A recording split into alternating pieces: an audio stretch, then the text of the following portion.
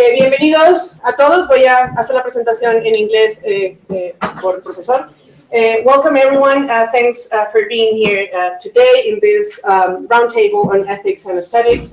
There are going to be two talks. Originally, there were going to be three, so we have more time for the speakers and Q&A. We are going to have first Noël Carroll and then Nils-Hennes Stear. Noël Carroll is a distinguished professor in philosophy at CUNY, the City University of New York. It's a great pleasure to have him here. And he's the author of many books. If I started naming all of them, we'll consume the 45 minutes we have for his talk. But he has just published here in Mexico. Well, this was a 1995 book, but it has been just translated in Spanish. It's Filosofía del Arte. You can buy it here at 60% discount. Buy it full price elsewhere. But today he's going to talk about an introduction to philosophy of art. He's going to talk about literature, historical change, and educating sympathy. So I'll leave you with him. Can you hear me, or do I have to use this? Use it? Okay. Sorry. Okay. Whether or not we'll ever be able to quantify its effects, it seems plausible to hypothesize that literature plays some role in moral education, specifically in educating the members of the cultures from which the relevant literature emerges. How to describe those roles may vary in strength. On weaker versions, it may be said that literature mirrors, articulates, broadcasts, or disseminates the ethos of its culture. Increasingly stronger claims include that literature propagates, reinforces, and/or sustains the moral values of the broader society, at least in concert with other practices, including religion, sports, popular histories, folk memory, legend, and myth, among others. This isn't to say that these practices may not overlap in often complex combinations. My only small claim is that literature plays some role in moral education, indeed, probably more than one role. For example, Virgil's Aeneid propounds the ideal of republican virtue in the person of the dutiful Aeneas, who forsakes personal interests and desires, sacrificing them for the public weal by abandoning Dido in order to carry on with the founding of Rome. Of course, different cultures have different needs and different values. Tolkien's Lord of the Rings, written just prior to and during World War II, recounts the assembly of forces in order to defeat an evil tyrant bent on mid-world domination. In this great war, a new sort of heroic ideal emerges, one appropriate to the times, namely Frodo Baggins, who, like his predecessor, his cousin Bilbo Baggins, is a stand-in for the common man, someone who, although not happy with the vocation laid upon him, is conscripted into a global battle and rises to heroic heights in the process of discharging it. Unlike Aeneas, son of a goddess and a mighty warrior, Frodo is a hobbit, the most modest, weakest, and unassuming denizen in his world, and yet great expectations are levied upon him, and they are met in what amounts to a world war. Frodo, in this regard, is a patent of demotic virtue, a paradigm of the ordinary citizen in an alliance of democracies united and pitched against a fascist dictatorship. As this perhaps Disneying leap across the history of literature suggests, the moral tendencies articulated and endorsed by different works with different historical circumstances and exigencies may differ widely. This then raises the question of the way in which literary works participate in the process of ethical change. That is, how literary works can, among other things, modify moral sentiments. Specifically, in this talk, I will offer a conjecture about what I maintain is a major artistic strategy for engendering morally relevant sympathy, where heretofore there was none, or where previously there was disdain or even antipathy. In order to advance this thesis, I used as my central example Uncle Tom's Cabin by Harriet Beecher Stowe. Although many, I think unfairly, would challenge its literary credentials due to its overtly and admittedly aggressive means of persuasion, I think that the very clarity of its almost transparent devices make it an exemplary starting point for engaging the question of how literature can change moral sentiments.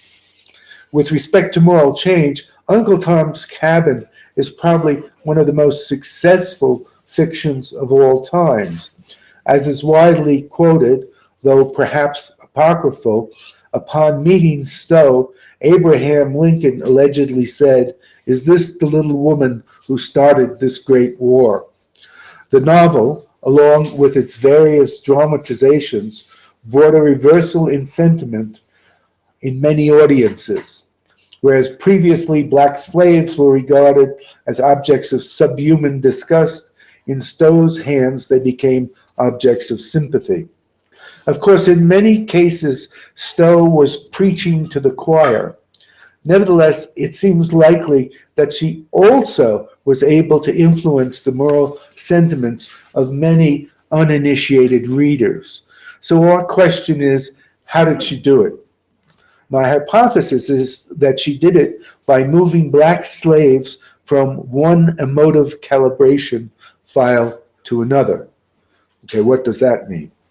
According to Jesse Prince, our emotions are key to what he calls calibration files, roughly records, including perceptual records or memories of the sort of saliency that caused the relevant emotional alarms to go off in the past. Presumably, these calibration files would also contain what Ronald D'Souza calls paradigms scenarios, like that of the saintly sacrifice, and even concepts. For example, of the kind of ingredients to be found in a calibration file, consider an encounter with a rattlesnake. Detection of a rattlesnake in the wild will trigger the perceptual memory of such snakes, which will immediately elicit a reaction of fear, which for most of us will be accompanied by the tendency to freeze and then withdraw. Likewise, in movies, there are countless close shots of rattlesnakes, which send a chill down the spines of most viewers. We typically categorize the rattlesnake as dangerous before the emotion ignites. And I'm sorry, we don't typically categorize the rattlesnake as dangerous before the emotion ignites. Matching it to an item in our calibration file for fear is enough to cause a bodily response. However, were we to suddenly realize that the snake was a toy rubber snake, we would subsume it or recalibrate it under a different file, say that of rubber toy, which would thereby neutralize our initial visceral response. So stated succinctly, what I'm going to propose with reference to Uncle Tom's Cabin is that Stowe was able to recalibrate a significant portion of the reading public's emotional response to black slaves in a way that elicited moral sympathy for them. Rather than figuring the black slave as a mongrel subhuman, Stowe fielded very different sorts of imagery. These were primarily of two sorts. The first, and less interesting from our perspective, was the emphasis on the Christianity of the slaves, especially the Christianity of Uncle Tom, whose New Testament commitments were not only saintly, but pretty clearly verge on Christ-like. His whipping at the hands of Simon Legree, for example, is unmistakably reminiscent of Christ's flogging at the pillar by Pilate's legionnaires. The idea here is that if black slaves are exemplary Christians and therefore children of God, then there's something evil in the brutal treatment they suffer. Christians are not animals, nor should they be treated as animals. This way of recalibrating black slaves, of course, probably drew indignation from Stowe's Christian readers, and of course, virtually all of her contemporary American readers would have been Christian. But one thing that's striking about Uncle Tom's Cabin is that it not only stoked the moral emotions of its American readers, it was and has been, for most of the time since its publication, a book that stirred the moral emotions of people around the world.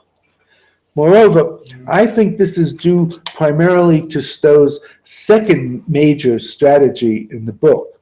This involves emphasizing the fact that black slaves are members of loving families and that slavery is a system which, as Stowe observes, whirls families and scatters their members as the wind whirls and scatters the leaves of autumn. Again and again, Stowe describes black families only to record heartless ways in which they're torn apart to be bartered on the market. In this, their treatment violates the reader's pre-existing convictions about the sanctity of the family. This relentlessly recurring motif begins in the first chapter of the book, in which Stowe says, and introduces the figure she calls, she introduces the reader to the man of humanity. Now, this title, Man of Humanity, is ironic because the man of humanity is a slave merchant named Haley. He's negotiating with Mr. Sedley, who apparently, given his financial woes, has little option but to agree to Hadley's demands. Hadley, in effect, is calling for the dismemberment of two slave families, that of Eliza, her son Harry, and her uncle George on the one hand, and that of Uncle Tom, Aunt Chloe, and their children on the other. Stowe is very careful to emphasize the deep affectionate ties between black family matters in order to undercut the callous remarks of slavers like Hadley that allege they ain't, as if it was like white folks that's brought up in the ways of expecting to keep their children and all that. Stowe takes every opportunity to stress how genuine is the family love among the slaves. By invoking the image of loving families, Stowe is able to marshal the pro-family sentiment of the reader in such a way that sundering families, which Stowe represents as one of the primary features of slavery, erupts not only into sympathy for the slaves, but indignation for their treatment. I haven't done a statistical analysis of the book, but I would speculate that Stowe spends more ink on detailing the ways in which slavery tears families apart than she does on the literal physical brutality that the slaves are subjected to. Of course, the book starts off addressing this aspect of slavery. Upon hearing Hadley's plans, Eliza takes her son Harry and flees from Selby's plantation. Her husband George likewise breaks away from his master. George says, "I saw my mother put up at a sheriff's sale with her 7 children. They were sold before her eyes, one by one, all to different masters, and I was the youngest." The family of Eliza, George, and Harry is a sort of holy family, portrayed as exemplary, loving Christians, in contrast to the heartless, mercenary slavers who pursues them. In the very famous scene when Eliza jumps her way across the ice floes, in probably one of the most famous scenes in popular literature, any reader who has either had a loving family or has wished to have one is on her side, as is the case in the scene where her husband George stands off the pursuers. The reader is on the side of the family flight to Canada because the slaves had been recalibrated as an ideal family whose unity is sacrosanct. All threats to his integrity are wrong. That is, the slaves are recalibrated from the file or category of unfeeling, subhuman brutes to objects of sympathy, worthy of sympathy because of their family values. This Gestalt switch doesn't come from nowhere. It comes from a calibration file adjustment due to the invocation of another concept or calibration file, namely that of the sanctity of the family. Notice, and this is key, that for this calibration file switch, there must already be another calibration file that can be accessed in order for the recalibration to obtain. Or to speak less jargonistically, the object of our emotion needs to be linked with another already existing set of emotion elicitors. In this regard, de Souza employs a useful metaphor, that of cantilever. In order to add a balcony to a structure, we need to support it from a wall that already exists. To change an emotion requires building upon emotions and emotion elicitors, calibration files including paradigm scenarios and concepts that are already in place. We can be induced to have new feeling towards the relevant objects, including moral emotions, by redeploying sentiments antecedently employed in our emotional repertoire. In effect, we are modifying our pre-existing emotional economy. Emotional change, including emotionally charged ethical change, occurs by reorienting our emotional responses by associating a previously indifferent or aversive stimulus with a different emotion, including a different paradigm scenario. Applied to this case using de Souza's metaphor of cantilevering, approval and adjustment with the slave family as such is supported by the audience's pre-existing moral commitments to the value of the family unit, to its sanctity, which also entails its prima facie invaluability. As mentioned, Eliza's story is not the only one that sounds this theme of family dismemberment. Uncle Tom's family is sundered as well. Moreover, as his story unravels, not only is he never reunited with his own kin, but a stunning number of slaves he meets in the course of his adventures also have been victimized exactly in the same way. At an auction, a mother begs Hallie to buy her after she's purchased her son, but Hallie refuses. Before the auction, when Hallie tells Tom about the men he intends to buy, Tom wonders how many of these doomed men had wives and children, and whether they would feel as he did about leaving them. Later, Tom talks to one of Hadley's prisoners named John, only to learn that John's been separated from his wife. Shortly afterwards, while being transported on a riverboat, we learn the slavers have kidnapped the child of a woman named Lily, who, by discovering the abduction of her child, commits suicide. Tom is sold with Emily and Susan, a mother and a daughter, but the mother and daughter go to different owners. Cassie, Simon Legree's mistress, who eventually revolts, has a backstory in which she's been cruelly separated from her children.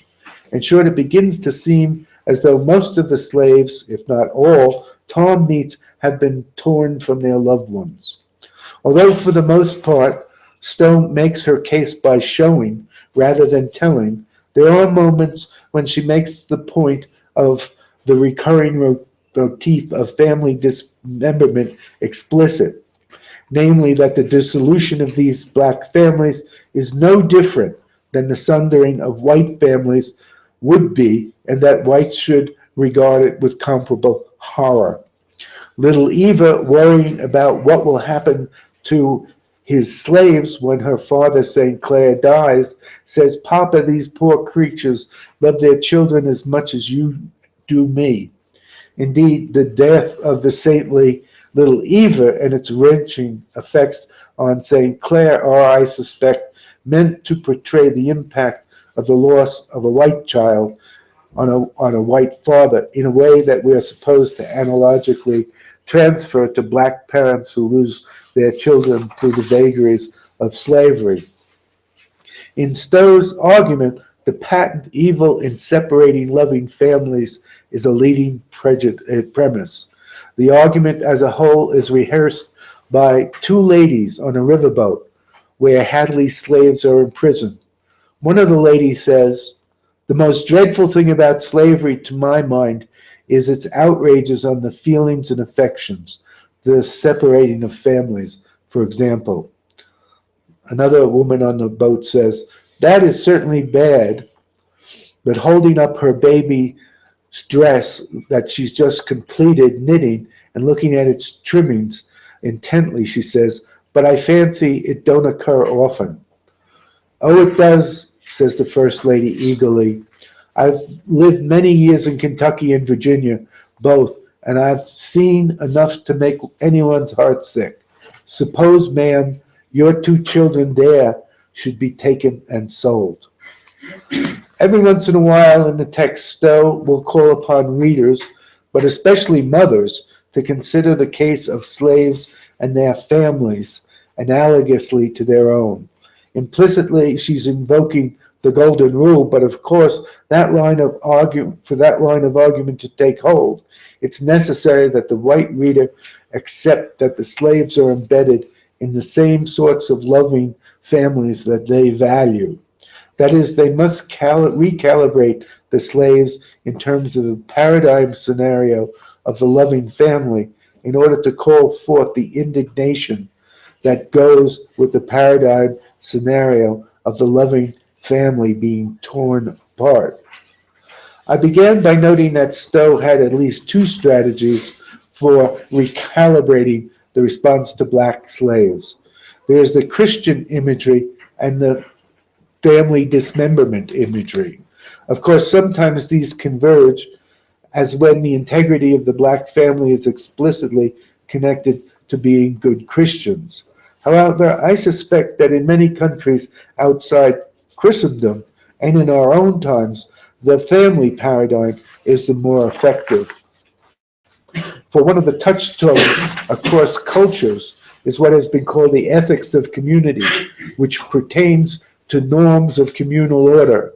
And according to those communal norms, there will be some value bestowed on the integrity of the family, however that is construed. Thus, by emphasizing the violence done to the family, Stowe managed to touch a nearly universal chord, whereas the Christian motif lacks comparable reach. This, of course, is not to say the Christian strategy wasn't immensely effective in its own time and place, but only that the more extensive ethical, emotional response across continents and centuries is probably due to the ideal family paradigm scenario in recalibrating the audience's effective response to black slaves. On the basis of this example, then, it appears that one way in which a literary fiction can contribute to changing moral sentiments, such as engendering sympathy for the oppressed, involves recalibrating the relevant characters from a negative file to a positive one that is dependent upon, cantilevered onto, typically pre-existing moral categories and paradigm scenarios. That is, literature can encourage moral change by appealing to pre-existing moral commitments of a more abstract order, just as Stowe refiles the black family, moving it from the category of animalistic and disgusting to that of the loving family, which thereby deserves the respect pertaining to that paradigm scenario and our moral sympathy for its denial by the institution of slavery. Moreover, although I've chosen a somewhat dated example, one can discern similar strategies in the play of literature produced by persons and friends of recently and currently oppressed groups, including women, members of various ethnicities, races, religions, nations, especially formerly colonized ones, as well as persons of alternative sexual and gender preferences. Especially as these groups begin to take their place in the sun, they strive to recalibrate the dominant conception of themselves as they create a literature of their own that lays claim not only to pride, but to moral sympathy by being figured in such a way that appeals to established ethical commitments. That is, by being characterized in accordance with the higher moral principle which contests and erases the stigmas of existing pernicious characterizations. Thank you.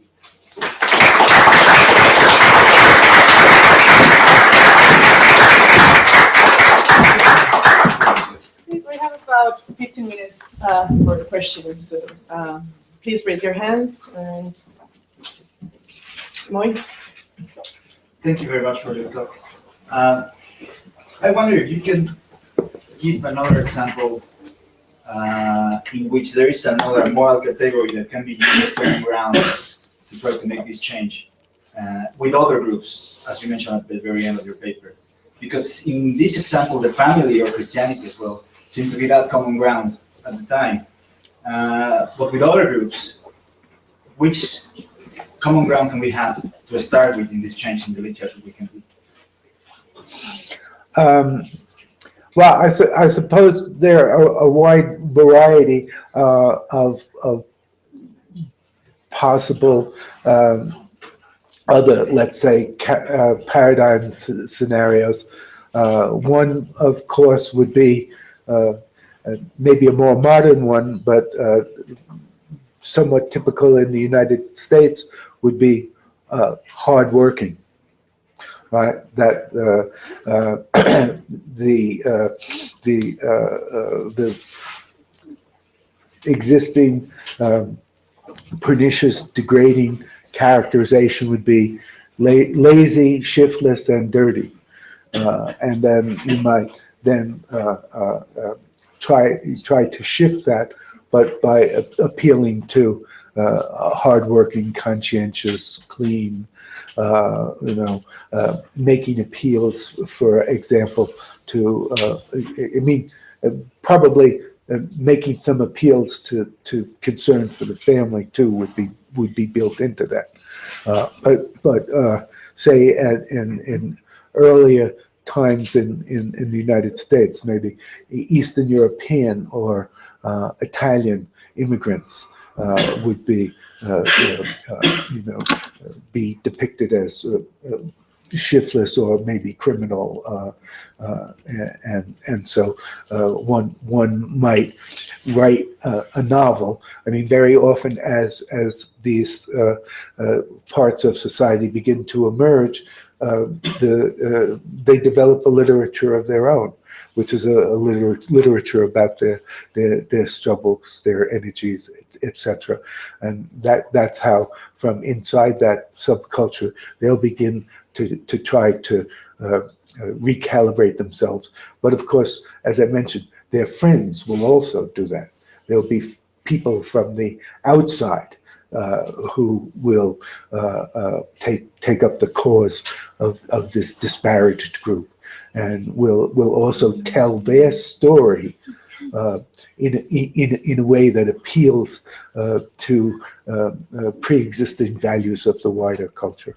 So hard work, cleanliness, especially in the United States. People go into business in the United States. They're already halfway there. Yeah. So I was wondering whether you think that there is something distinctive about literature when it comes to moral education, because it sounds like literature is one way in which we can communicate tons of information. there are other ways we can communicate information, like political discourse, essays, and whatnot. And let's say in political discourse, one can also do some fair amount of moral education. One can appeal to emotions. One can use analogies, metaphors. One can tell stories, real life stories, for the purposes of moral education. So I was wondering if you think that there's something distinctive, distinctive about literature when it comes to moral education that cannot take place in other forms of communication.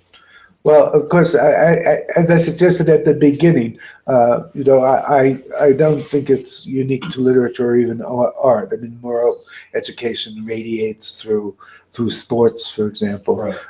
through our daily comment and evaluation of different sports figures and what they represent.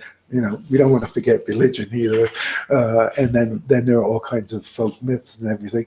So I'm not claiming that literature is unique, and that's not your question. Your question is about what it can do, that's different, and extending the term literature somewhat more widely to character-centered narratives.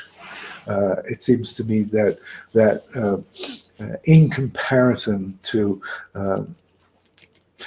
at least political philosophy, which tends to be highly general, that embedding of these cases in individual stories does seem to have more emotional traction. I can't give you a theory of why that is, but it does seem that it's kind of widely recognized sociologically that we can appeal to sympathy, say, about Syrian refugees much more effectively than by addressing them in terms of numbers, than by stories or individual cases. Now, I mean, maybe we could say something speculatively about why that's so, but it does seem that insofar as literature being broadly construed the way I am as person-centered narratives benefits from that. Now, I also want to say, and you might want to disagree with this, it's not so important to me if in some sense, literature or this broader construal is the only way, right? Because it seems to me that cultures, in terms of the dissemination of the ethos that they need to continue to exist, it's so important a function that most cultures have multi-channeled ways to do it. Unlike philosophy, redundance is okay in culture, to have systems that are built to reinforce it from multiple challenges. Thank you. So you asked about the way in which literary works participate in the process of ethical change, but literary works also participate probably much more frequently in a process of, let's say, moral conservatism in keeping the values of a certain community. And well, I'm not thinking about like very conservative novels, let's say, but post-colonial studies have shown that even some progressive literary works also reproduce the stereotypes and representations of women or natives in very unfair ways.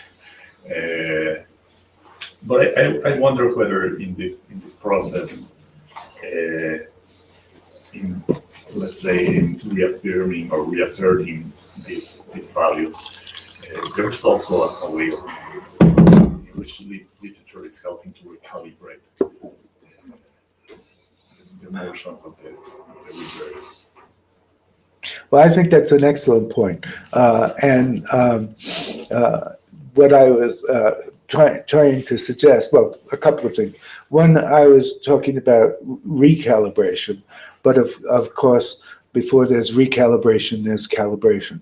And so, yes, literature is also involved in the entrenchment of an ethos, and that ethos can be that ethos, as you point out, can be negative. So I'm not trying to deny that literature, insofar as it's involved in the dissemination of ethical norms, isn't also involved in the stabilization of norms over time. So it does have a conservative force to it. What I was trying to point out that I thought was interesting is that when it does function to change, what it appeals to actually has to be, or I haven't shown that it has to be, but I've observed that it is, at least in exemplary cases, involved with an appeal to already pre-existing values or paradigm scenarios or concepts in the culture. So the interesting thing is that on the one hand, it is a disseminator and reinforcer of pre-existing ideas, but actually the strategy for changing them is to readjust the way in which particular cases or issues are connected with other already pre-existing value systems. So you're absolutely right that insofar as literature makes a contribution, and art makes a contribution to the sustaining of cultural values, it interestingly also makes a contribution to the alteration, but it does it by way of appealing to other parts of the pre-existing moral repertoire. Now, the other thing that I should also mention is that can also go wrong, because that is to say that recalibration in some cases will not be on the side of the angels, but on the side of the devils. I mean, if you want to disparage another group or submerge or oppress another group, you also will try to do that by taking advantage of part of the pre-existing moral repertoire of the culture. So change can happen for the better or the worse. It's just that change is going to require change. I suppose the trivial point, but I think the point that's often not observed is that change is going to come from within. Whether the adjustment is going to be positive or negative, it's going to make an appeal to something that's already there at a somewhat higher level. Thank you. So I was interested by your use of paradigm scenarios. Can you hear me? Yes. I think that's a useful suggestion. But I saw that rather than changing scenarios, what literature, in example, I think that was quite clear, what literature achieves is sort of showing that other cases fall under the same type of scenario. Yes. And so it's not really changing the scenario, which would be something different. So that we need to express it differently, show that doing something that to a black person can be cruel, so it counts as something that merits indignation or compassion. So that's one point. And the other point I think what is distinctive of literature is that it's not only changing beliefs about the situation, it is also you imagine the scenes, you see the scenes. So one point I think is important to keep in mind is that the Sousa's examples of paradigm scenarios are the central pieces. You show this, and I think literature has something similar. Can you do something similar in terms of imagination? Yeah.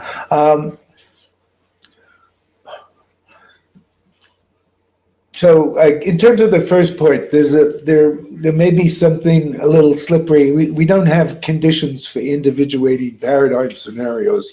So I was thinking of a paradigm scenario change in the sense that within American culture of the 19th century, there already was a paradigm scenario of the slave. And that was a paradigm scenario of an inferior being, almost an animal, and that was the paradigm scenario that was changed. So I don't know whether we want to think that it was. That it didn't involve the shift of paradigm scenarios. It just depends on how we're going to count them. You and I are going to agree that there's a shift, and somehow a paradigm scenario was involved in the shift. I mean, I don't think Ronnie ever really has worked out how you're supposed to individuate the paradigm scenarios, which would be a worthwhile thing to do. Remind me the second thing you said. Whether the changes are only cognitive in terms of beliefs, that sounds maybe not sufficient, but it seems to be important in literature is that you imagining these situations, you imagining someone marrying someone else, his wife and so on. Yeah, I didn't think that I was suggesting that it was simply cognitive. That's all that literature does. I mean, by making reference even to the paradigm scenarios, I thought it was assumed that there was going to be an affective dimension, a relatively strong affective dimension. Now, whether or not the mechanism is imagination, I'm not sure of that, except to say that at least fictions. At least I'm committed to the view. The next speaker probably isn't, but I'm committed to the view that it involves an imagination, not make believe. So I would agree with you. So I'll ask you to keep your questions short because we have less than 10 minutes and 3 questions. So Maria. Yes, well, on the question of perhaps reducing, although it's a valid point to talk about sentimental education as a form of moral education, but it isn't that, and we also need some form of critical awareness. And this, as you know, is an old debate, whether it's only a didactic function that literature can have, or is a way of inducing some form of critical awareness about it. And in the case of slavery, it seems so that this should be the case. Because if it is only some kind of emotional sympathy or compassion, it's not enough, it's not sufficient to change a moral perspective on that form of human abuse, which, by the way, still happens today. And breaking up families of immigrants, I mean, this is not, this is another point, why it's not sufficient to go through the route only of sentimental education. And that we really need also stronger forms of connection between affective and cognitive aspects that literature may give rise to. And so that's one point. And the other, connected with the previous question, is that, yes, of course, we can have that type of relationship towards the literature, but also there is a dimension of experimentation of one's own emotions. Let's say what Richard Wolfman said, we not only work with materials, namely writers or artists, but we also work with our own emotions. And there's a process of transformation of ourselves. And so it connects with my first point. That transformation, perhaps it's not only affective, it's not only changing that register, but also cognitive. Changing, our beliefs. They say, well, that system is wrong. It's morally wrong. We have to do something about it. Right. Well, those are excellent points. I didn't mean to suggest that this is the one and only function of literature, but I think that it would be strange looking at the history of literature and looking at the many functions that it's been dragooned to think that it wasn't involved, at least with this. So I'm not trying to say that literature is essentially didactic, although in many ways, even when people are pursuing other kind of literary interests, because literature often involves the depiction of human life, it can't help but have some influence on thinking in the culture at large, in terms of thinking about things like virtue. Now, I agree 100%. Not everything is Uncle Tom's Cabin or Pilgrim's Progress. But even novels about contemporary life can, as they pursue maybe more introspective interests, can't but help, but at least suggest scenarios of life more broadly. And I also agree with your point that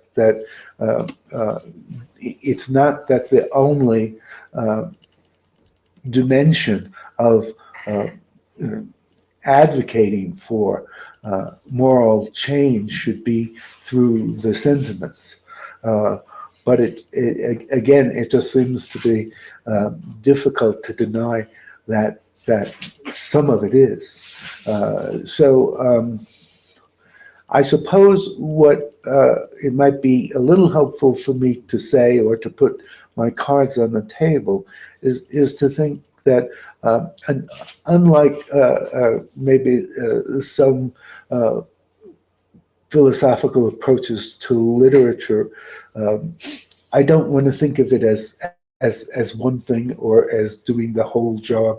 No, we have often an approach in aesthetics looking at phenomena, say dance, and dance is the one that does this. Look at the way that Hegel and Kant would build up their hierarchies, or Schopenhauer, this is the subject of this field. I think that when we look at the different areas of the arts and see how they're embedded in wider cultures, we see them sometimes picking up what seems more clearly the work of the other arts, and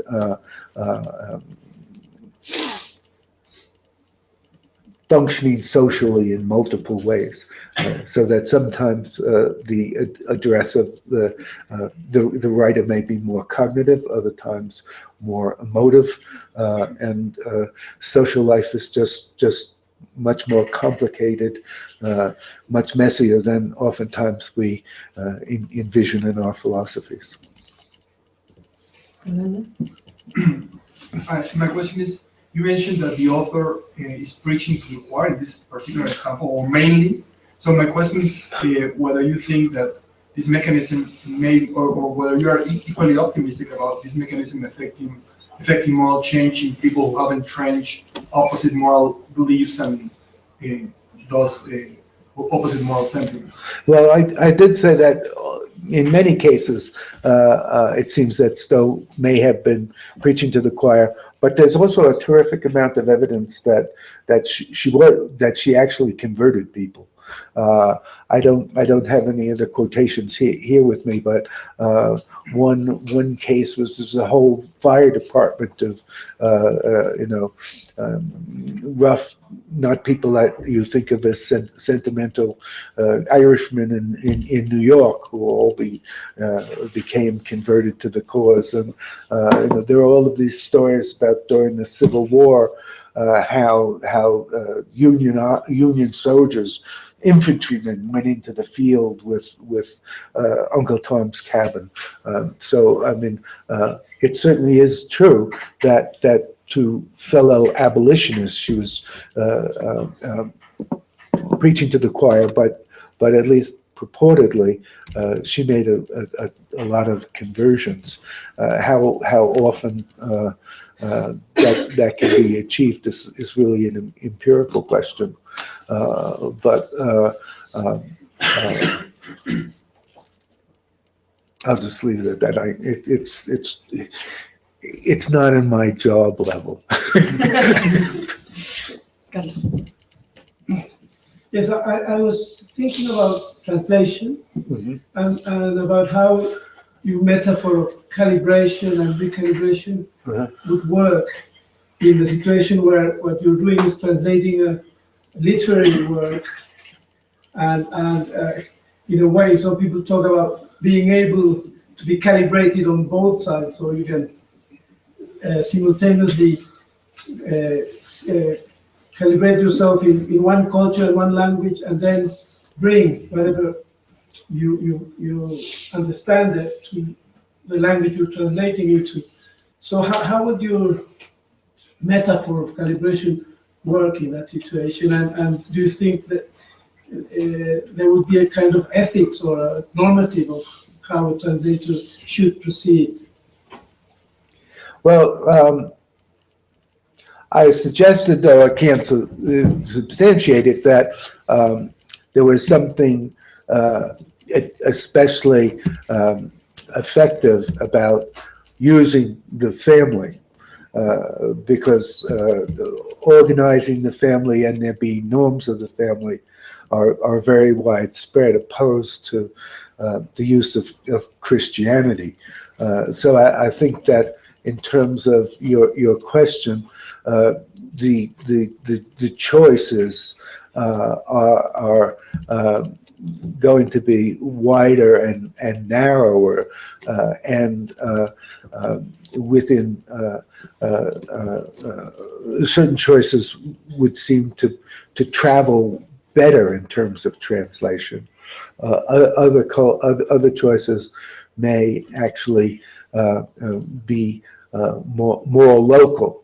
So there may be criteria, emotional elicitors of admiration for certain social type, say samurai, that would not travel well, say, to a Shaker or a Quaker culture. So I think there isn't a one-size-fits-all question about whether or not things will translate well. If we're historians looking back at certain cultural imagery, that's what we might need literature professors and art historians to explain to us, to make vivid for us how this image would be powerful in this culture. But then again, there may be certain other things like family that travel much more widely without as much pressure. I mean, you're probably right, there'll always be some pressure, but some things are going to fly further. In my earlier answer, I suggested that hard work might be an emotional elicitor, especially in a place like the United States, where the Protestant ethic weighs so heavily. Probably wouldn't work in paradise. Well, I'm afraid we don't have more time for discussion, so I'm sorry for those of you who couldn't ask your questions. Perhaps you can approach Noel later on. So before moving to our next speakers, please join me in thanking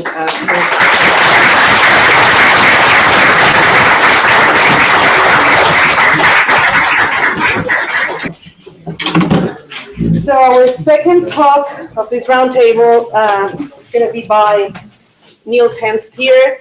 Nils is a Marie Curie Fellow at the University of Southampton, and some months ago he was here with us. He was a postdoc here at the Institute. We miss you. But today he's going to give a talk about titled "Is Aesthetic in Moralism Obviously True?" So I leave you with Niels. Thank you very much. Antes de empezar, quiero decir que es un verdadero placer poder dar una charla aquí. He pasado un año muy especial aquí, el año pasado, y también es un honor poder participar en esta celebración de... ¿Cuántos años? 50. 50 años del instituto. Pero voy a seguir en inglés porque soy vago. So, hopefully everyone has a handout. I'll basically be working through the handout. Maybe I'll switch to Spanish when I start criticizing Noel. Just to keep it on the down low. So, a question that has occupied aestheticians for the last 25 years at least, if not earlier, concerns the relevance of ethical properties in artworks to their aesthetic properties. So a lot of people start with the question, well, can immoral art be good art, right? And then that's quite a crude, broad brush start, and then we can ask slightly more fine-grained questions. For instance, question A on your handout, do ethical properties or values in artworks determine their aesthetic properties or values? And then a second question that has occupied aestheticians is, if the answer to that first question is yes, then if so, how? How do they determine those aesthetic properties? Broadly, there are three answers. Now we can draw the distinctions differently, but this is how I'm going to use these terms for this talk. Autonomists answer question A by saying no. Ethical properties don't determine aesthetic properties.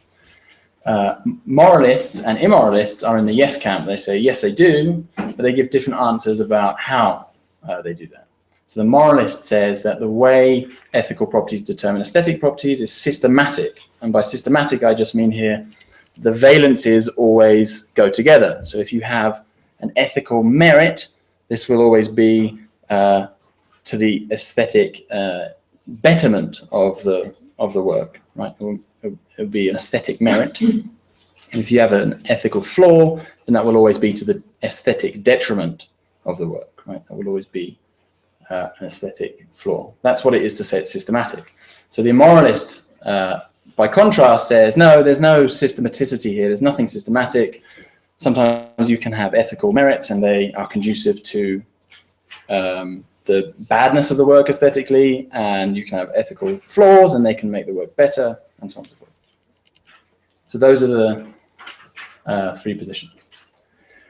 Now, I'm going to argue, and this bit I don't think is terribly controversial, is that there are two ways we can understand these questions, or specifically question A.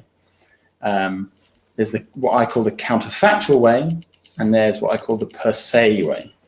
So the counterfactual way is merely asking about the overall effect of including or excluding some ethical property in an artwork. That is the overall aesthetic effect.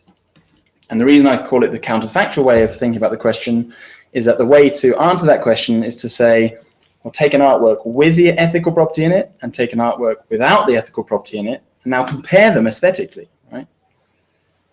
And decide which one is better aesthetically, if you can. So the counterfactual way of answering the question is concerned with the all things considered effect of an ethical property on the aesthetic value of the work. The per se way of addressing or thinking about or reading the question, by contrast, is with regards to the aesthetic contribution of the ethical property per se. That is, in virtue of nothing further than itself, what contribution does that ethical property make to the artwork? So not in virtue of other aesthetic properties it's related to, but what effect does it have on the artwork by itself? So using that distinction, we can also talk about counterfactual theories, right, or answers or approaches, or we can talk about counterfactual moralism or immoralism. We can talk about per se theories or answers, per se moralism, immoralism, autonomism, etc. And I may do that during this talk. Let's see, things might get crazy. So let's start with the understanding the questions on their counterfactual reading. Basically, to give you an overview, what I'm going to argue is that the counterfactual way of reading the question or questions makes them really easy to answer, which is kind of good news. But it means that the question isn't maybe as philosophically interesting as one might have thought. And I'm also going to argue that the per se reading of the questions is one that is in some sense impossible to answer. That is, no theory will have the means to satisfactorily persuade someone who has a competing theory. And so that leaves us just with the counterfactual way of understanding the question as a kind of methodological point. So when we're thinking about the counterfactual question, we have to bear in mind, and I don't take this to be controversial, that an artwork's aesthetic properties are interdependent with many of its other aesthetic and non-aesthetic properties. So adding a property to an artwork ordinarily will have lots of effects on its other aesthetic properties because of the way that the properties are interdependent.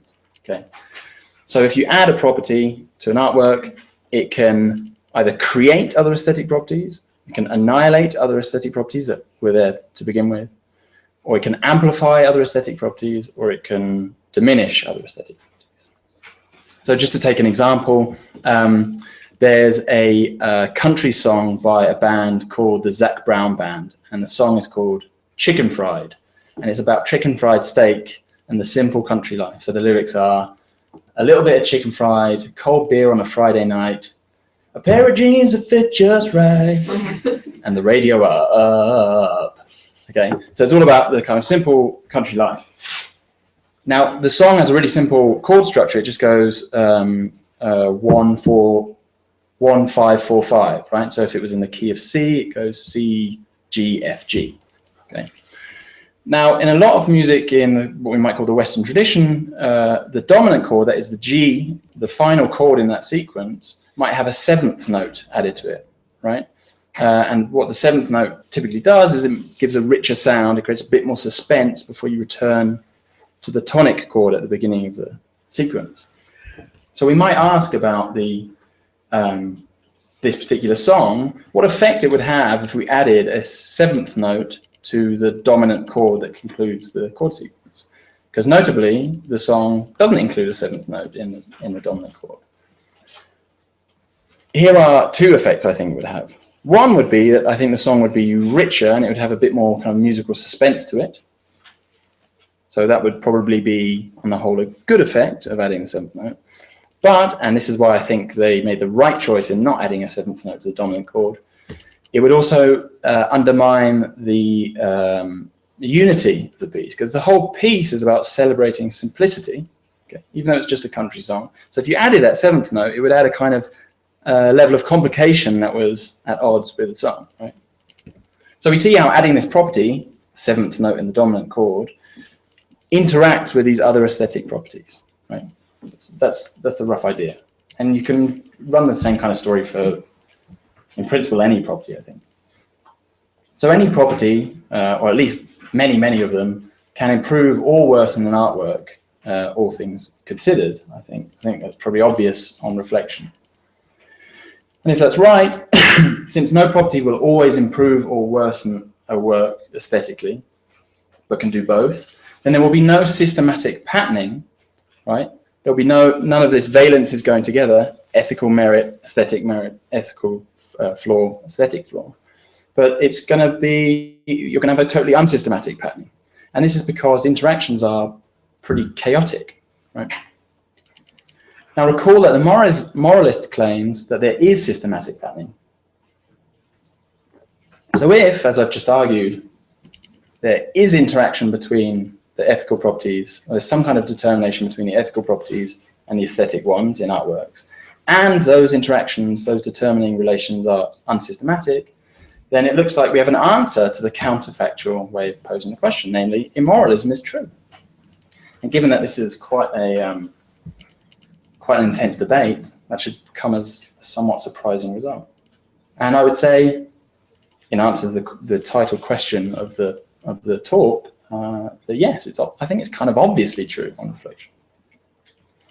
And for that reason, I think it's actually quite odd that a lot of effort has been spent by some in the literature arguing for positions on this kind of what I've called a counterfactual reading of the question, because it seems like the answer is fairly obvious.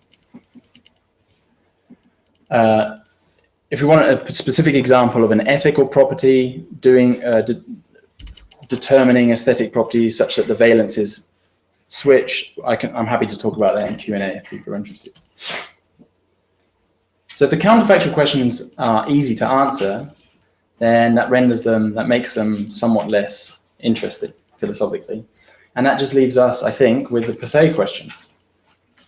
And what I'm going to argue is that the per se questions suffer from one of two problems. Theories in response to the per se questions suffer one of two problems. The first problem that they might suffer from is that they beg the question against their theoretical opponents. That is, they basically assume the position for which they're arguing.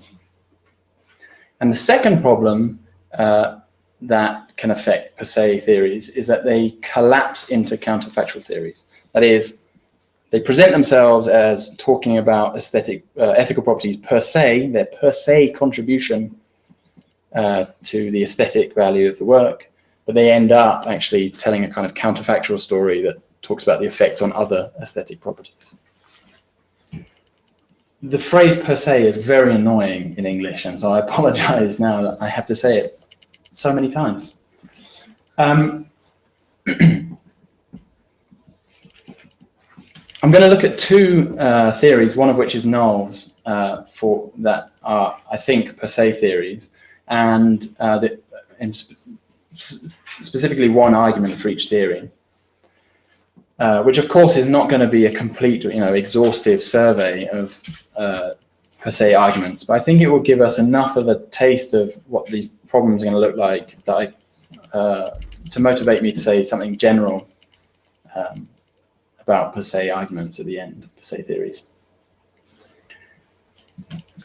So Beresgort's let's start with Beresgort, who defends a position called ethicism, and which is, under my categorization, a moralist theory. His most influential argument is called the merited response argument, and it's on your handout. This synopsis of the argument is taken from Dan Jacobson. So premise one, he says, immoral art expresses an unethical perspective which involves calling for attitudes and feelings it would be wrong to have, even in imagination. So the idea is that what it is basically for Beresgort, for an artwork to be immoral, is that it tries to get audiences to respond in certain ways that they recognize, or that are, in fact, immoral. Right? They have moral reason not to respond in those ways. Unethical responses, Gort argues, or claims, are never merited. Where merited is picking out some kind of norm that governs which ways we can respond. The third premise is that it's an aesthetic flaw for a work of art to call for an unmerited response. The idea here is that, for instance, if I am trying to get you excited about a car chase scene in a film, say, and I end up making the scene incredibly boring, incredibly dull, then the response I'm inviting you to have or prescribing you to have, that of feeling suspense, is unmerited because it doesn't fit the artwork or that part of the artwork, because the part of the artwork, as I've just stipulated, is incredibly dull. That's the idea. So then the conclusion is that immoral art is aesthetically flawed. So simplifying Jacobson's argument, he accuses Gort of begging the question in premise 3. What he basically argues is that for the argument to be valid and plausible, merited in premise 3 has to include ethical considerations of warrant. That is, it has to build ethical considerations into the normative stuff it's doing. In the worst case, of course, merited just means ethical, in which case premise 3 would say it's an aesthetic flaw for a work of art to call for an unethical response. But notice that's precisely the claim that is under dispute here in the literature. Gort has a response, and he says that meritedness, this notion of meritedness that he has, is an independently motivated norm governing what he calls a cognitive evaluative form of emotional rationality.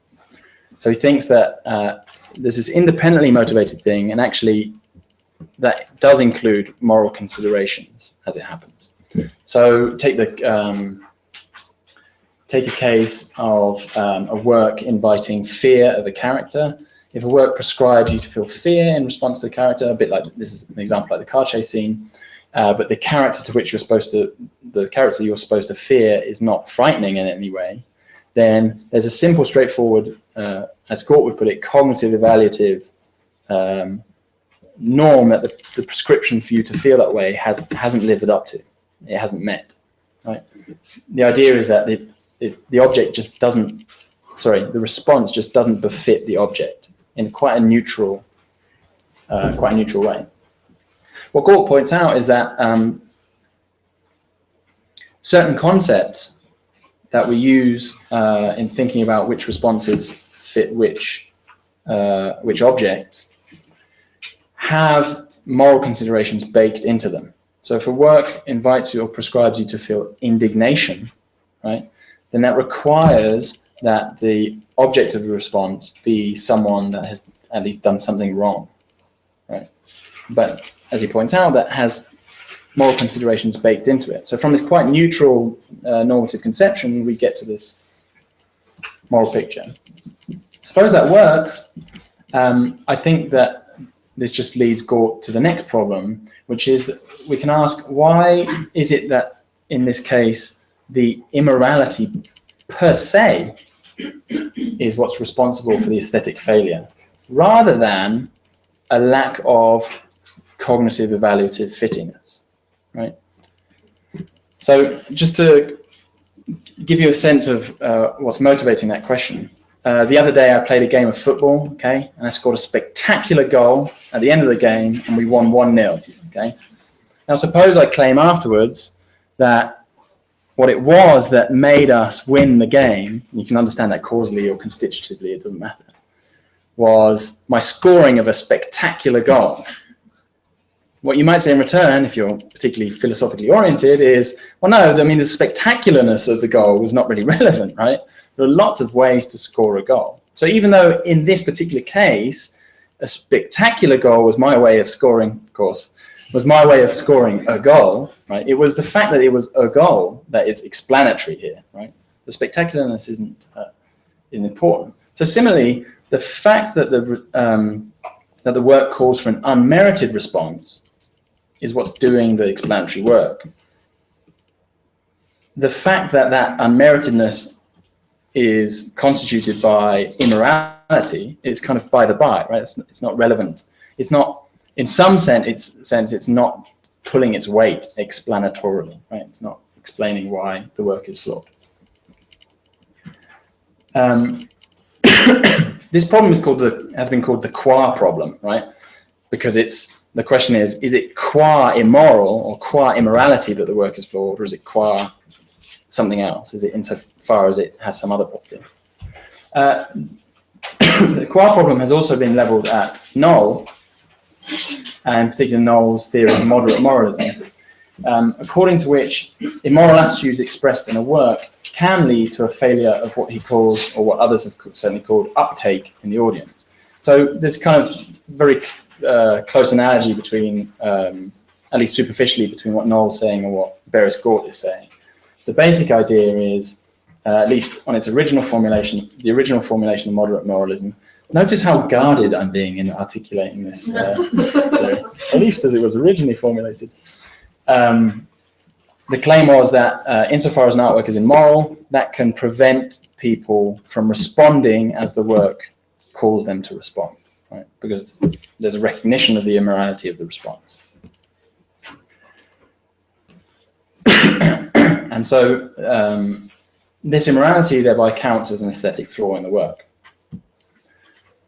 Gort thinks that his theory is immune to the qua problem, but unsurprisingly thinks that Noël's theory is not immune, right? And so he argues that there's a difference between the two theories that's important here. In Noël's case, there's a causal story, okay? And so you have the immorality and then the totally distinct failure of uptake, emotional uptake in the audience, the failure to respond as the work prescribes. And so Gort thinks, yeah, it makes total sense to say, well, what's doing the work there is the failure of uptake, not the immorality. So Noël hasn't, according to Gort, shown us that the immorality is it's not qua immorality that the work is worse, right? Gort, however, contends that in his theory, it's not a causal story, but it's a constitutive story.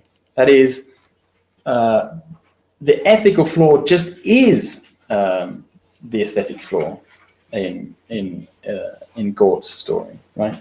Because it's what grounds the aesthetic flaw. I take it that's the idea. I find this unpersuasive. Here's an example on your handout, right? Having a viol-like sound, so a viol is, maybe this is common knowledge, is just a Baroque instrument, right? So having a viol-like sound in a Baroque period sonata, for instance, might constitute an aesthetic merit in that sonata, right? One might claim that, but I think on closer inspection, one would say, well, it's not the viol-like sound itself, but rather the authenticity or the faithfulness to the intentions of the author that's really doing the aesthetic work there. Those are the things that are really explanatory. But notice that the viol-like sound stands in a constitutive relation.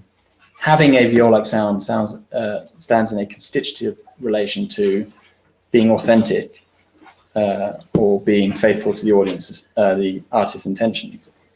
That is, we could just say that what it is to be authentic in that particular sonata is to have the viol-like sound, right? So this pushes back against Gort because here we have a constitutive story, but I don't think we want to conclude that it's the viol-like sound, qua viol-like sound, that's the aesthetic merit, right? We think it's these other properties that it helps generate. Gort could, of course, respond that his case and this case differ. Having a viol-like sound is at best only sometimes counts as an aesthetic merit, if ever it does. Okay, whereas prescribing an unethical response always grounds the prescribing of an unmerited response. Right, it's sufficient for an unmerited response. So that might be a difference that Gort could point to say, look, that's why the viol-like sound case isn't the example of an aesthetic property, but my immoral response case is. But I don't think sufficiency will do either, and I'd be very interested to hear what people think about this example. So there's a collage that I like by an artist called Romare Bearden, and it's called Out Chorus, and it is of a jazz band playing. One thing that I really like about it is that it's well composed, right? So when you look at the image, the way it guides your eye around the musicians, the way the musicians have been placed to look almost like musical notes, okay? These are all things that make me think, well, this is a well composed image, okay?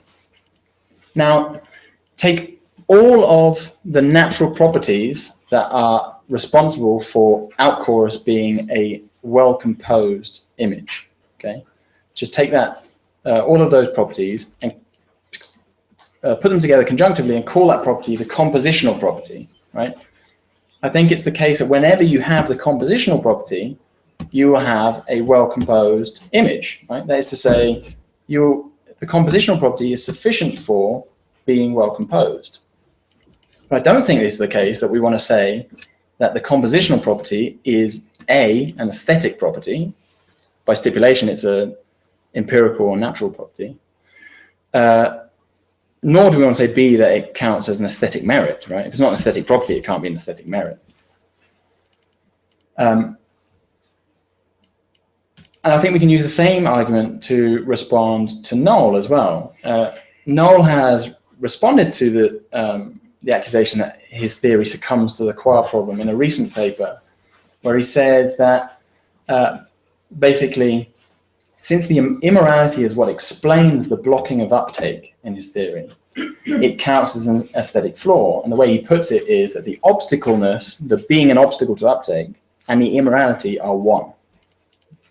There's some kind of, I guess, an identity relation there. But we can just paraphrase that argument. We can just alter that argument by replacing immorality with compositional property and obstacleness with good composition. So that paraphrasing with the new terms put in, we would say, since the compositional property is what explains the good composition, it counts as an aesthetic merit. The good composition and the compositional property are one. But it seems obvious to me that they're not one at all. One is an aesthetic property, one is a non-aesthetic property. And so if that's right, then it looks like what Noël has said in that passage gives us no special reason to think that it's the immorality that is the aesthetic property in his work. In the works he considers, I should say, not his work. I don't think Noël's making immoral works. Okay, so the final thing here. This is the general thing I want to say about per se theories. I think per se theories are doomed to fail, at least kind of rhetorically. I don't want to deny that there might be a fact of the matter about whether an ethical property is per se an aesthetic property, but I'm not confident that we could ever satisfactorily establish that fact. And the reason I think that these per se theories are doomed to fail is because there's basically two ways to motivate them. One is that you point to indirect evidence. So you could point to for instance, art historical practice or art critical practice or philosophical tradition to motivate the idea that ethical properties are aesthetic properties. But I take it to the extent that there is a consensus, people don't think that those kinds of arguments are conclusive. And so then the other option is to tell some kind of metaphysical story, to address the metaphysics head on directly, about how the ethical property and the aesthetic property are related. And now there's going to be two ways to do that. One is you can either spell the story out, in which case you will make appeal to other kinds of aesthetic properties, or you don't spell the story out, you simply assert that the ethical property is an aesthetic property. The first method is going to run into the qua problem. As soon as you introduce other aesthetic properties to help tell your story about the relationship between the ethical and the aesthetic property, the question will come up, the accusation will come up that it's those other properties that are doing the explanatory work. And on the second option, if we don't fill the story in by appeal to other aesthetic properties, then the theory will simply beg the question. It will simply be an assertion of the claim that the theory is meant to establish. So just some final thoughts. I think a fruitful way of thinking about the qua problem that comes out of this discussion, that I found helpful anyway, or confusing maybe, is that the qua problem is basically the problem of a per se theory collapsing into a counterfactual theory. Because what you're saying with the qua problem is, hey, you theorists are saying that this property per se is doing aesthetic work, but what's actually happening is it's related to other aesthetic properties and they're doing the work. But that's just a way of saying that you're telling part of the counterfactual story about how that ethical property affect other aesthetic properties in the overall assessment of the work. A second thought is that, for me personally, I don't find, as I put it on the handout, I don't consider the qua problem axiomatic. That is to say, I don't think the qua problem really, it must be a problem, and so everything I've said is going to be a problem for Noel and Berescourt, etc.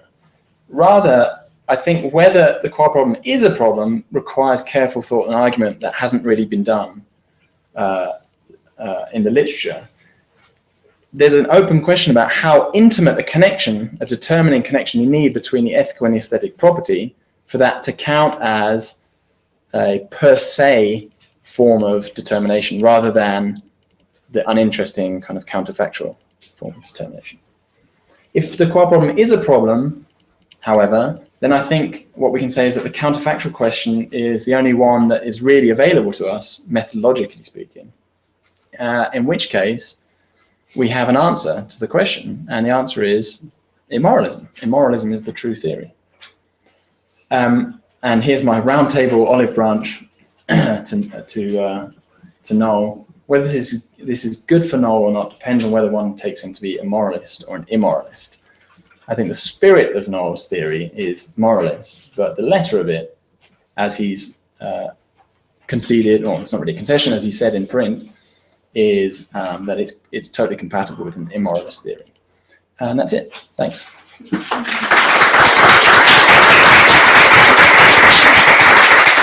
So we started 20 minutes late, so we're going to finish at 20 past 2. Apologies for the inconvenience this may cause to your stomach. So, so please raise your hand if you have questions. Okay, Moy? Perhaps Noel should go first, though. He was a little bit. Okay. Yes. I think Noel should go last. No, let's. I'll be very fast because I know you all want to address this. First of all, I don't actually think I'm a per se person. I think I am a counterfactualist. But I think if you remember how this debate started, it's not uninteresting because the dominant position was autonomous. Yes. So just to have some objection to autonomism in the dominant field was interesting. Just very quickly on the qua problem. So I do think I'm not a per se person, and I go along with your objections to Barris. In relation to your interesting rejection to my recent position on the qua problem, I'm going to deny that you can replace immorality with compositional property, because I think that actually, though I said obstacleness in immorality is the same, I'm also going to say that immorality and compositional property are the same. And I think I've defended that from the beginning, that they are exactly the same choice. I'll try and be brief.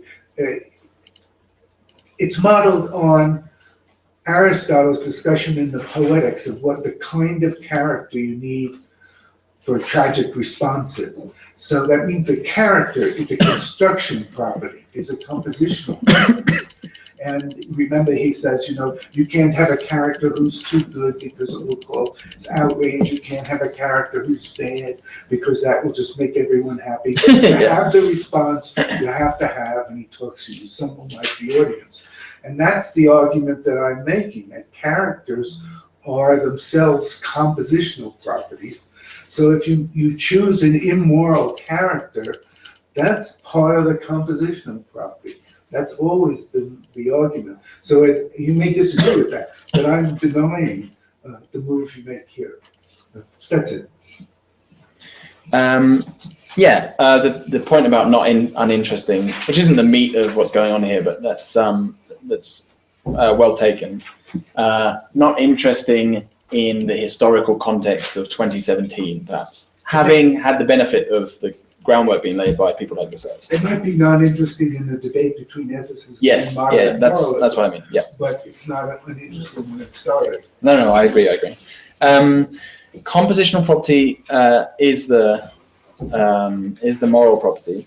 My worry with that is that if I was thinking with the Bearden case that one could account for the compositional property, not even at the level of character choices, but in the case of images at least, at the level of the textures and hues of coordinates on a picture plane, right? And my thought there is that intuitively those things, even put together, won't be aesthetic properties. Well, I'm thinking of aesthetic relative to the function of the work. If something defeats the function of the work, as the character ingredients could defeat the function of a tragedy, that seems to me aesthetic. Now, it's not Sibley aesthetic, so I'll agree with you to that point. But if we have a broader idea of aesthetic than Sibley's notion, I think it can go through. Yeah. This is the last thing. I know other people might have questions. Yeah, my first thought there is I wonder if we just have an explosion of aesthetic properties in that case that will in principle include all empirical properties. We'll have the same debate if we change it to artistic property. Yeah. Okay. Thank you very much for that. Thank you. Well, this is a very nice question coming from my ignorance, but in this discussion, all the examples were centered in where immorality might affect the value of the aesthetic properties of an artwork. Yeah. But what about thinking on the opposite? Say that the morality of a piece might or not change the aesthetic value of that piece, because it seems that it doesn't, right? Like if I'm like a painter and I'm just painting something nice with lots of aesthetic properties, and suddenly I just put something morally good in there, like say, I don't know, a play against genocide, but it's ugly as hell.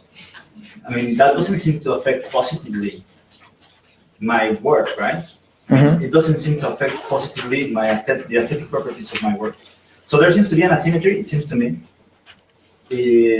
Just adding to your position, I think moralism seems to be correct, because the asymmetry might be that whether there is, according to the moralist, there might be a necessary connection between immorality and the negativeness of the aesthetic value in question. Mm-hmm. Happens.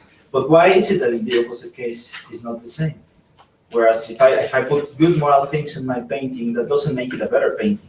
Oh, that's the asymmetry. So yeah, okay. I thought you misspoke and meant to flip whether changing the aesthetic properties could change the moral. No. Yeah, it's just whether a good moral feeling or a good moral attitude doesn't seem to affect positively aesthetic properties of an artwork. Yeah, I mean, sympathetic to that idea, I think something that Noel has talked about in his writing is that when you talk about the negative properties, the connection seems to be much more, however we spell that connection out, it seems to be much more intuitive. Beres Gort argues for the positive relation as well, although I'm kind of blanking on his reasons. The merit of response gives it to him automatically. Yeah, I mean, to the extent that a response called for is moral, then it's to that extent merited. But I guess your worry is it more merited? I guess that's not clear. One thing I will say in Gort's defense here, and I guess Noel's, to the extent that this affects him, is that Gort restricts his considerations to well, it's a pro tanto formulation, but also to aesthetically relevant ethical properties, right? Which places a big restriction. So, if I do a painting and then at the bottom I write genocide is wrong, right? Insofar as I've not used what Gort calls artistic means to, it's not part of what the artwork's doing, as it were. I haven't employed artistic means or artistic technique in getting that sentiment across. It's just not relevant at all. But I can do it with artistic means, just bad. Yeah, so in the case where you do it in artistic means, I'm not so sure that where a work doesn't have, I mean, you get didactic works, right? When they're kind of morally ham-fisted, and they're like, respect your father or whatever. maybe Aesop's fables are a bit like that, right? Work is good, laziness bad, or something. But works are a bit more subtle. I think the fact that they are, that we can get on board with the moral message, I at least intuitively do think that that has, can have aesthetic effects. Although I agree it doesn't feel quite as clean as the immoral case. Yeah. Yeah, so I wanted to push back on the counterfactual formulation of your position a little bit, because it seems to me like there's a position that might get lost here. Mm-hmm. Might be interesting, but not so easily defeated. So, you know, like, so it's all a question about what properties will affect as far as I'm concerned. So you're talking about like organic wholes, basically, right? Like you're saying that, you know, any property in an artwork in the context of some other properties can be an aesthetic defect and so others can be. Mm-hmm. But I want to say, yeah, but if you perhaps counter possibly even if you hold fixed, right, like the feature of the unity that is partly constituted by the property that you're varying, Mm-hmm. you know, but then you ask, okay, yeah, but what's the contribution of that property, right? Like, is it increasing or decreasing the law, or sorry, the goodness or badness of the work? Yeah. Right. Then I want to say, well, there's a position there, right? Like, so, you know, you can have a like in the normal like person case, right? Like you can have them do something that's bad because they promised to or something, and you can still say that's bad, even though on the whole they should do it because they promised. You see what I'm saying? Yeah. So there's like a position there, it seems to me, that you can still do about like increasing, decreasing, even with the organic unity. Yeah. Yeah. Thanks. And I think actually when people start thinking about these kinds of things, as in other areas that you pointed out, that is exactly how we do think about it, right? Well, suppose we subtract the property bit in a way that holds fixed everything else. I'm not sure that it points to a kind of third way. It sounds to me like using that kind of counter possible thinking, as you put it, is just one way of getting at the per se way of thinking, right? Because we're just trying to think, you know, as in the promising case, well, he broke a promise and maybe it made the action overall worse because it led to a nuclear holocaust. Sorry, he kept his promise, but right. But we can still say that keeping the promise was a good making feature of the, yeah. What do you think about that? Well, but when you look at the formulation you have, it's just increase or decrease, right? Like, so you know, the way you put the counterfactual way is, does the presence or absence of an ethical property from an artwork ever increase or decrease its value? And yeah, I want to say, yeah, on this way of understanding, that's still a way of increasing or decreasing its value. It's just a question of like, what's increasing, what's decreasing.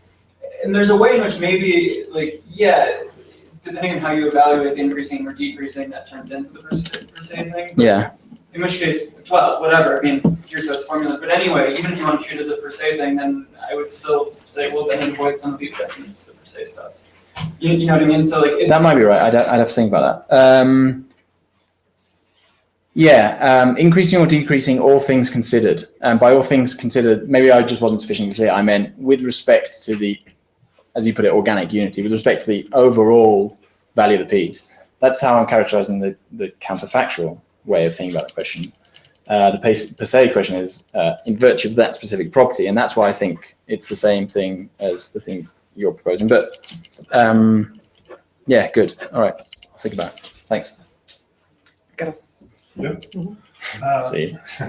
So I think maybe you already addressed this question Definitely under a different guise, but it will be helpful if you answer the question under these guys. So it doesn't seem crazy to me to think that some ethical properties are essential properties of a given piece, so that the piece cannot survive the subtraction of the ethical properties. Mm-hmm. And then if that's the case, then it seems like if someone likes the counterfactual view, to ask what would happen to the work. Yeah, to the aesthetic properties. If you were to extract the ethical properties, is not even well formulated. Right? It's just not a question you get to ask. So there's two ways to understand that, I think. This is the dick move. Like, there's actually two questions. There's not two questions. There's two ways. The first one is like, this is a point that Daniel Jacobson makes, although I don't think it works out. is, hey, there's certain properties, they're essential. You take them out and you just don't have the same work anymore. So you can't do the comparison. The response to that is, well, no, you have a counterpart work and you compare that to the original, right? The other way, so your cock of the head makes you think that's not how you intended the question. I think the way you intended the question is not that the property is essential to the work, but like that it's so important to the work that taking it out, that like what you'd have to replace it with to have anything resembling an artwork at the end is totally unclear in such a way that taking the property out is to just destroy the work or any counterpart. Is that the idea? I think I meant both. Yeah. Well, if you meant the first one, and I think the answer is very straightforward, is to say, well, we can just make the comparison between the artwork and a counterpart, and whether or not they're the same work. Right. But it seems like then that the counterfactual view is saying, I'm going to tell you what would happen to a very different piece, what will happen to aesthetic properties of a very different piece. Yeah. If you were to extract the ethical properties to this piece. And it's not clear to me that that's very illuminating. Yeah, I mean, here's something I can say to motivate it, right? Actual artists, rather than people like me, make choices when they are composing their works, right, that involve this kind of counterfactual reasoning, right? And presumably what they're thinking about isn't,